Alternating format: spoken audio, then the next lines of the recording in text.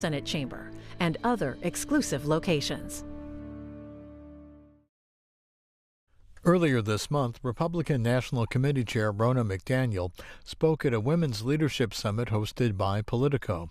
Topics included the midterm election results, her relationship with President Trump, and support of more women running for office. This is 25 Minutes.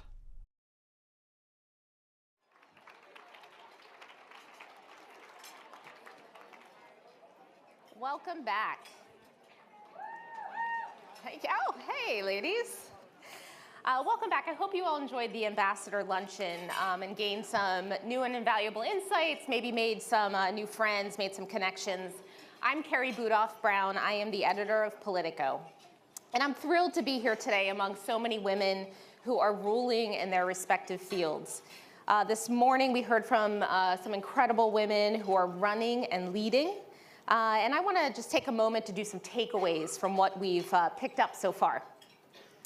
In our discussion on running, we learned when it comes to getting more women in office, we need to do just a couple of things. Very, very simple steps. Ask them, encourage them, and fund them early. Remember that. It's pretty simple, but a lot of women just don't do it unless they're asked, and that is so crucial. In the leading section, we learned how important it is to build a coalition. Don't be afraid to be ambitious, because you know the men are. Happy to do that. And lead like a woman. Looking to our second half of our programming today, I expect we'll learn a whole lot more. And I just want to take a moment to remind you to look at the programs on the table to see when authors are signing books in our marketplace. And next, we're going to kick off a conversation about earning. We're going to look beyond equal pay with a fantastic group of women representing different voices of the private sector, and we'll talk about investment, fundraising, wealth building, and we'll really unpack why it is vital for women to lead here too. Later, we're going to hear from women building future ranks of female leaders, including 3 amazing women in global seats of power and a talk from a leading Smithsonian curator. And we're going to wrap the day hearing from activist and actress Piper Perabo. We got the fan club over here. Love them. And also, we'll hear from White House Press Secretary Sarah Huckabee Sanders. But first, I'm going to sit down with Ronna McDaniel, chairwoman of the Republican National Committee. When it comes to earning, Ronna is the person to talk to, as she is only the second woman ever to be elected to her current position and has brought in a record number of money to the Republican Party. And with that, it is my pleasure to welcome Ronna to the stage for a conversation. Please welcome her. Thank you. Hello. Take a seat right here. Great. Welcome, Ronna. Welcome. It's a great group of women and men, too. Yes, exactly. Yes. So women didn't just run for and win office in historic numbers this year. They also set new records in campaign donations.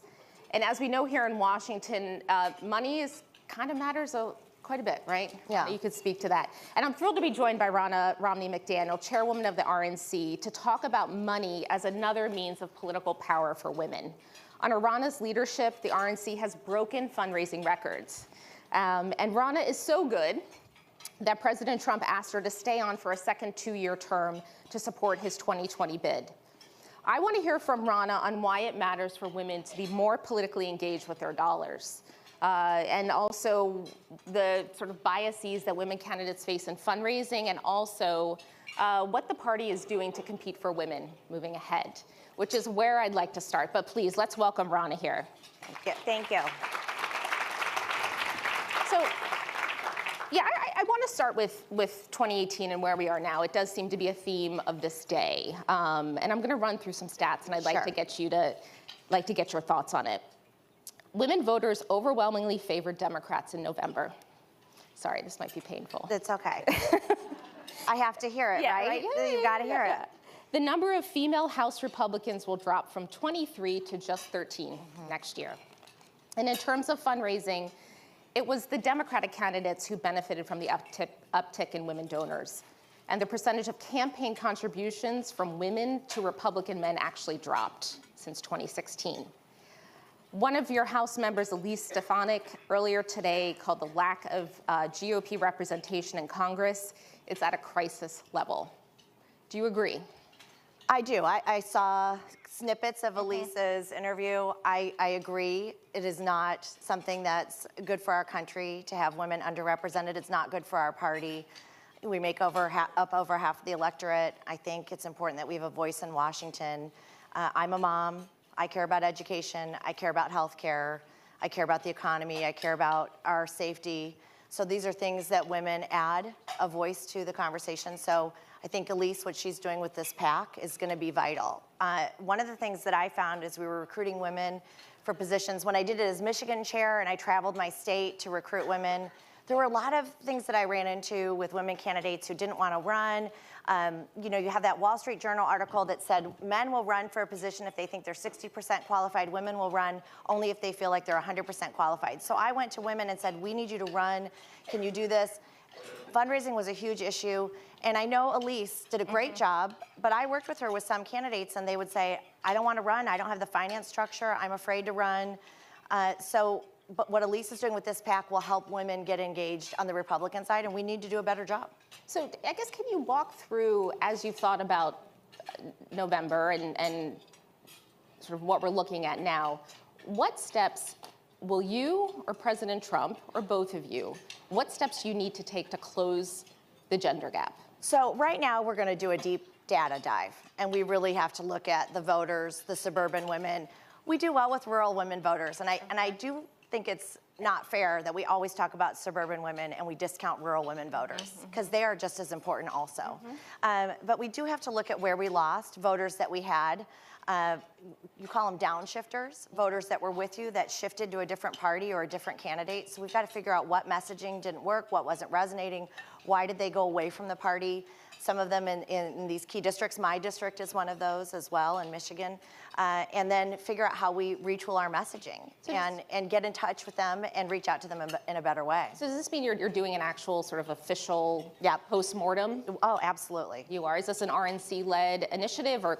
It's the RNC where we have to do that. I mean, there's things, the Senate side was great for us. We picked up 2 seats. You never pick up 2 seats in that first midterm of a sitting president. On average, you lose 3. So we took out 4 Democrat incumbent senators, which is unheard of. But the House side, of course, we have to look at why are we losing with women? I'm a woman. I want to know that, too. I don't think we're a monolithic group. I don't like that. I don't like putting women in a box and saying we only care about certain issues and saying this is all women care about. So we have to go look at every voter, specifically every region, and figure out what did we do right, what did we do wrong, and what can we do better. And there's absolutely places we have to improve. Is this a postmortem that you'll make public? I don't know yet. We haven't gotten that far. I want to see the data myself, but I think we'll have to make it public to the other committees and candidates as well as we retool our messaging and game up for 2020. Before I move on to fundraising, I mean, to that point, Ronna was an early and enthusiastic supporter of the president. Yes. And at this point, you're one of the longest serving sort of advisors in his circle. So can you disclose to us the hints of surviving in Trump world? Well, I can't share my trade secrets. I know, right? I have a really good relationship with the president, and I talk to him regularly. He has been very supportive of me in this role. It has been unprecedented, the amount of support he's given the RNC, letting us use his name on our emails. He's been a juggernaut for our fundraising, but he's merged everything, his data. You know, part of the reason the DNC struggled is Obama did not merge his data with the DNC. Having that data integrated into the party has helped us tremendously. And you're writing articles right now about how the DNC is struggling with their data structure. And we have definitely benefited from that relationship. But more than that, he's respectful of me. I've never had a conversation where I have not felt heard, listened to, respected. I wish people could talk to him the way I do. We have an honest dialogue. I remember a couple months ago, I really hurt my back, bad. And I had to cancel all my events, and I get a call from the president, are you okay? I just want to check in on you. How are you doing? Are you being taken care of? Just that type of relationship. So he's a big champion of me. So given that relationship that you have, you talk about things, do you bring up the concerns that some of the Republican women in your party raised earlier? Like, President Trump, can you chill out a little bit with some of the comments that alienate women from the party? Like, do you voice that to him? Do you believe that that's the case? So I'm not going to share my private conversations with the Fair president. enough. But what I will say is I would not be a good chair if I do not give the real data and the real analysis. I'm not going to sugarcoat things. I'm not going to lie. My job is to give him the facts as we're seeing it on the ground. And he's receptive to that. And I've done it multiple times. And he's somebody, you bring him the facts and he's going to forge his own path. But he certainly takes that input and is very open to what we bring him. But he likes data. He likes to see it and study it. So that's what I bring him. Do you hope that there'll be any change with some of the rhetoric, the tweets, the sort of the expressions that he uses on Twitter that have? I will say one caused thing some we've concern. seen across the board in our data, and especially with women voters, is they want a return to civility across the board. Okay, so I go home, my good friends are Democrats. My good girlfriends, we go to lunch, our kids still go to school together, we support each other. They don't berate me or revile me for my job. We may disagree, but we can be friendly and discuss it. And I think people want to see more of a return to talking about the policies, what are the differences between the two parties and their proposals, and less of the vitriol. And we are seeing that in our polling. We see it with voters. I think there was a fear about the economy coming in, and people were feeling left behind, and wages were stagnant. And now people are saying, we want to see our government function. And we're seeing more of that. I guess I just want to get to the fundraising part of it, because that's there's some fascinating elements there. Just looking from the 2018 election, women increased their campaign donations in the midterms, but men continued to donate in larger numbers. You've said yourself, women are comfortable giving to charities or things they believe in. Not as much about politics. And I think this gets to your point you were just making about civility and just the process we're in, the environment we're in. I'd like to hear, as a woman who walks into a lot of rooms with a lot of men, but are trying to cultivate more women donors, what do you do? What can you do? And is the pitch different when you talk to female fundraisers versus men? No, the pitch isn't different. The pitch is different for every single person I meet with. Okay, so I will say, as a woman fundraiser, as a candidate, anybody raising money, do your homework before you go meet with somebody. Look at what their past giving has been, understand their capacity, do your homework, walk in with your facts. These are investors. They are not going to give to you because you have an R behind your name or a D behind your name. These are people who've been successful, and I'm talking more major donor investors. So every single person that I meet with, I study their background. I know where they went to school. I know their history. I know what candidates they've supported. And I talk to them about issues that I think that they're going to be interested. Obviously, there's going to be things that we're going to connect with better, but that makes every meeting more productive. And just like a candidate, you've got to connect. You've got to connect with that investor, and then you have to have a plan. They're not going to just give. And I found that when I was Michigan chair, it was much harder for me to fundraise. Nobody thought Michigan was a competitive state presidentially. I was a woman. I was a stay-home mom before I became Michigan chair. So I was not on the golf course. I was not a peer of most of the businessmen. A preponderance of the donors were men. I could tell you stories about offices that I got laughed out of. Tell us a story about the offices you got laughed out of. I did. Right? I did. I got called a kindergartner by one person and said, "Get out of my office." It was just the way it is. And what did you do? Oh, you don't give up, and I got money from that person later. I don't give up. You have to, and I want to prove them wrong. And they're going to be an investor, but it was so much harder coming into that role without that title and being in a state that people didn't think was competitive. So we did a great job. Your team is key. I had a good finance director. I have the best finance director in Washington, D.C., and Sarah Robinson, the best team. And we put on the miles. We made the calls. I cold called. It was a challenge. Being RNC chair has been easier, to be honest, to raise money. What was your path? I was fascinated by comments that you made about your own experience with your family in politics. Ronna's grandmother ran for Senate. Ronna's mother ran for Senate, and that experience you've described as brutal, and that it turned you off from politics. So how did you end up being the RNC chair woman in this, you know, sort of at this moment, it seems like not really getting out of politics? Well, I'm the classic 60% qualified, apply for the job. I probably, I did what the men did. So I worked in DC after college. I worked on my mom's race for Senate. My mom ran twice in 1994. It was a brutal race. It was probably one of the most vicious races in Michigan history. She was not the establishment candidate. Raising money was a challenge. And I was her driver. And I drove her everywhere. We went to editorial boards. You didn't have the internet then. And it was fun to do that. I learned a lot at how she was treated. When my grandmother ran, we interviewed her. She ran in the 70s. And she said when she went to her first debate, her opponent brought her a dozen roses on the stage and just kind of put her in her place, right? So it's really come. What did she do? You know, I didn't ask that. I probably should have. I was just kind of like your reaction, like, and always referred to her as Mrs. Romney, never by her first name. Really just made sure everybody knew she was Mrs. Romney. So it was different for her and my mom. I did not enjoy the candidate side of it at that point. After college, I did come work for a consulting firm, learned a lot. I ran the production department. And then I met my husband, put him through law school. We had kids. I was a stay-home mom. I do not want to say I wasn't a working mom because stay-home moms work really hard.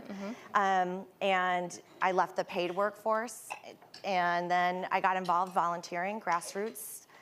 Worked on my state committee, national committee woman, and then my governor called and said, I'd like you to run the state party. So a man championed my career and said, and I said, okay, I'll do it. I wasn't like lean in, it was jump in head first. And then after we won Michigan, I got a call from Reince Priebus and said, we think we'd like you to come run the national party. What was your reaction? Was you like, am I qualified to do that? Should I do that? My reaction probably wasn't what it should have been and what I would not tell other women to do. What do you mean? I said, no, I can't do that. I did. I have young kids. I didn't see how I could do it. And my husband, Patrick, who is just the most phenomenal man, he said to me, Ronna, we can do anything, you and I together, and you should do it. And I'm behind you 100%. He's the president of his company.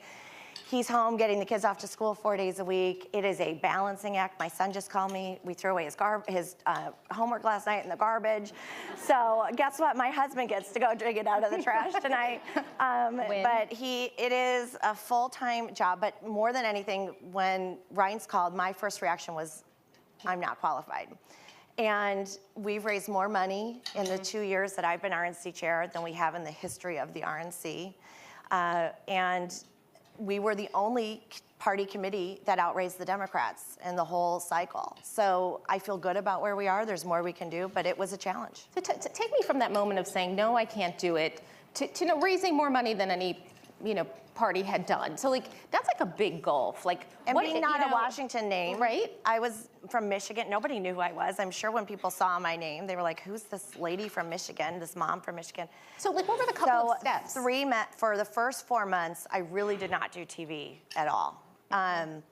I really focused on the fundraising, traveling to New York and Florida and Texas and California, which are the 4 primary fundraising states for us. I know California you're all shocked by, but California is there for us, and New York, and really just meeting after meeting after meeting, hour after hour after hour, going to every single office, meeting with people, introducing myself.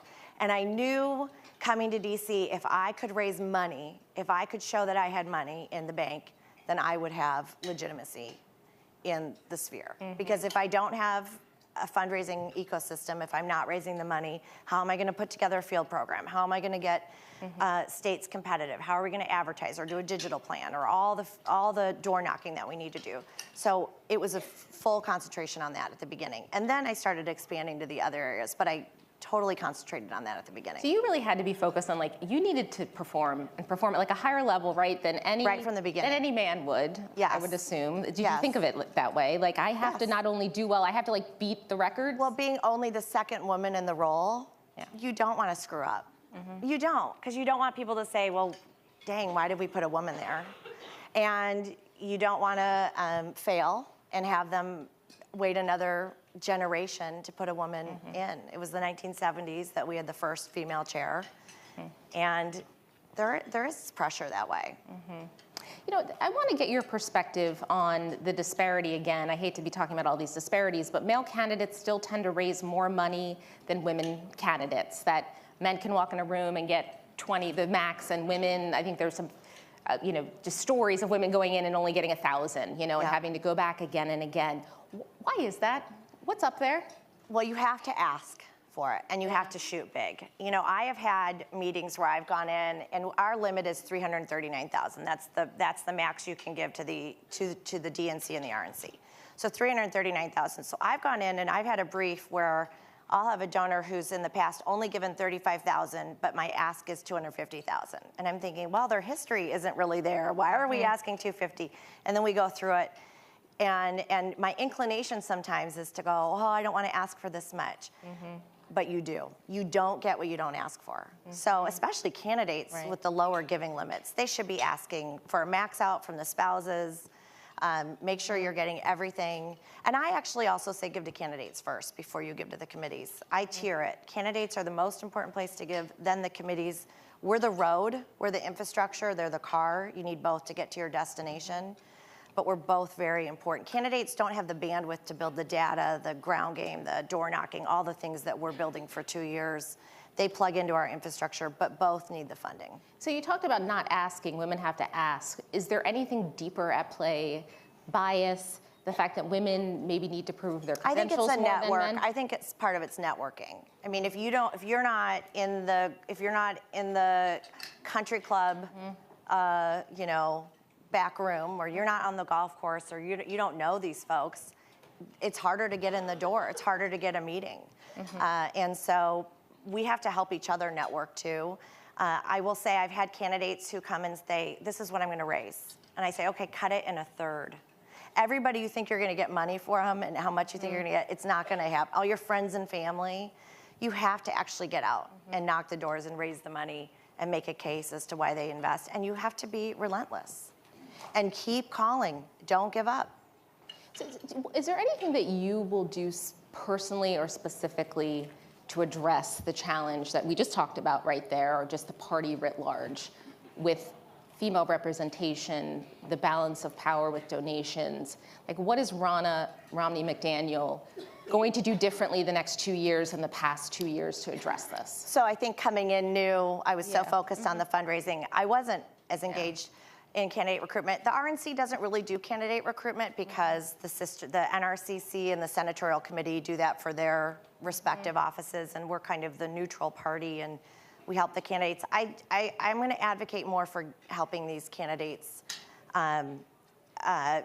be successful, especially women that we're pushing. I think what Elise is doing, the Winning for Women, you can't just say, here, come run, and by the way, we have no way to help you. That's not going to be effective. So I think advocating for that, talking to our state party chairs about recruitment, looking at the districts, we have to do a better job of recruitment. I always say, you know, we're the road. You can build the best road in the world. If it's a bad car, not made in Detroit, it's not going to get to its destination, right? Because I'm a Detroit girl. But you've got to have a good candidate. And I think I saw this year that some of our candidate recruitment should have been better, and that's going to start right now. Do you support the effort to intervene in primaries to I'm mixed women? on that. I'm mixed on that. But I think if you don't, you know, the DCCC did, and they got in a lot of trouble for doing it. They really did intervene in their primaries. Mitch McConnell does at the NRSC. He gets involved in the primaries. So there's very mixed feelings about it. I think it's case by case. I don't know if the party's the right place to do it, but there certainly have to be groups outside doing that. You know, as you know, with all of these panels today, we're trying to ask one question that is sort of an accountability question that we want our guests to respond to. For women in the audience who have yet to make a campaign contribution, how many folks here have made campaign contributions? So we obviously have an engaged audience, which is awesome. But for those of you who haven't, just in general, you know, what can folks who haven't made a contribution do to be a savvy political donor? What is the first step you do and take? Does it take $1 million? No. Our small dollar donations, the average is $39. That's the average that people give. And we have been very successful with the small dollar fundraising. The Democrats typically do better than that, better than Republicans. Act Blue is something that we're gonna have to contend with. That was a huge juggernaut that we dealt with. People aren't talking about the green wave enough, how many of our candidates were outspent. But I think if you don't give, if you don't commit, you're just not going to have a voice. Just like running for office. You know, part of the reason I ran or started getting involved was I was involved in my kids' school. We had a budget crisis in our state. A teacher got let go. They couldn't resolve the budget crisis in time to let the teacher know if they could come back. So we were in October. And I thought, this is not how government should run. And I was the room mom. I'm involved in the school all the time. I mean, those are things that propelled me to get involved, because you realize your local government affects your kid's school. And those are the types of things, if you don't step up and engage financially, volunteer-wise, but first find a candidate you're passionate about and get involved. That's the best way to do it. Find a candidate you believe in and get involved. And just do it, right? Yes, I know all of you are Republicans, so come and call me. No, just kidding. I know this is my crowd, right? It is. Well, Ronna, I mean, I could stay here and talk with you for a lot. Thank you. There's so much to go over, but thank you so much for the great conversation. There's a lot to chew over here. Just ask for the money. Go for the. You don't get what you don't ask for. You don't get what you don't ask for. Go for the gold, right? And just keep working at it. Yep. So thank you, Ronna. Thanks, Carrie. Yes, thank you. Thank you. More now from the Women's Leadership Summit with actress Piper